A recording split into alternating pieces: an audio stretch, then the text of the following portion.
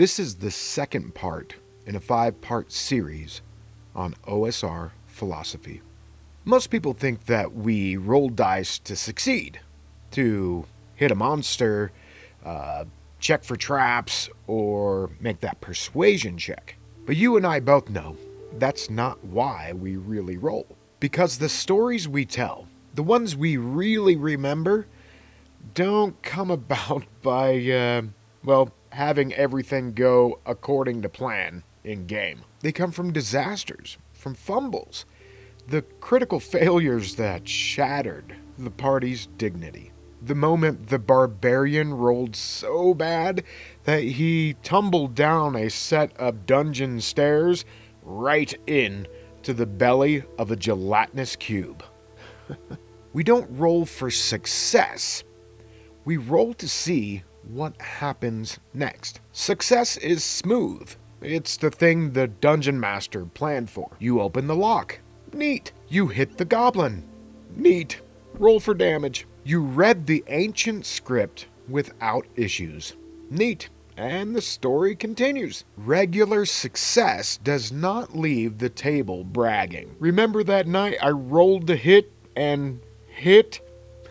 Crazy, right? No, they talk about the time you failed your stealth roll and you alerted an ogre camp. Or the time the wizard miscast a spell. Yeah, we roll to cast, don't you? Damn Vancianites. Anyway, the wizard miscast a spell, we roll on the miscast table, and the entire party is now on fire. Now that's a worthy story. Success is maintenance.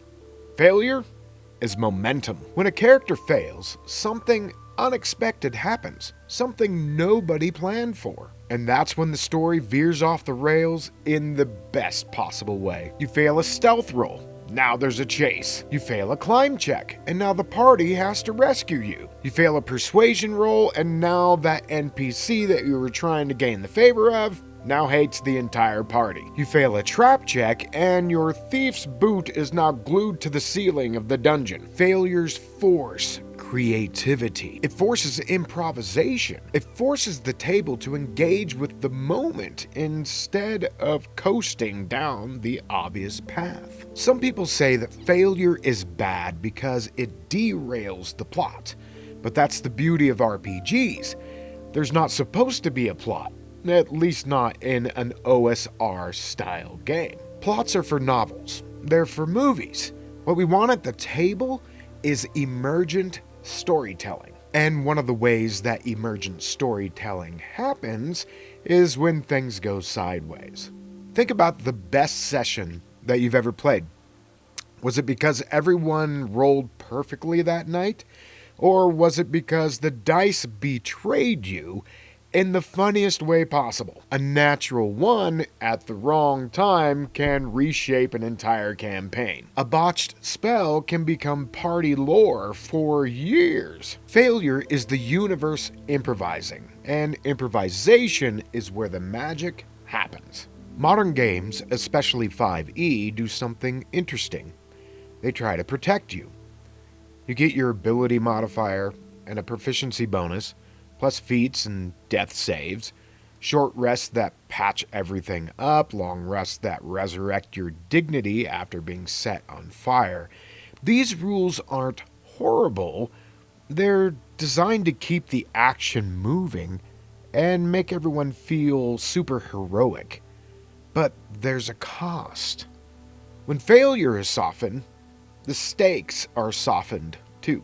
When chance is smoothed out, the story gets smoothed out as well. But smooth stories aren't memorable, they're comfortable. No shade to you if that's what you want, really. But if you want grit and immersion, you want to check out old school games like basic expert D&D, Advanced Dungeons and Dragons, old school essentials, Shadow Dark, and Castles and Crusades, just to name a few. These games embrace the idea that failure isn't the end of a story, it's the beginning of it. Characters feel more relatable when they fail because we as humans understand failure well. It's what shapes us, it's how we learn, it's how we grow.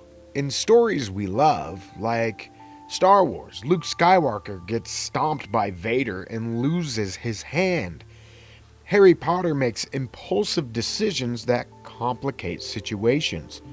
Jack Sparrow screwed up or miscalculated often, leading to misadventure and hilarity. Alice from Alice in Wonderland is constantly messing up with the creatures she encounters. And oh, what a story that is.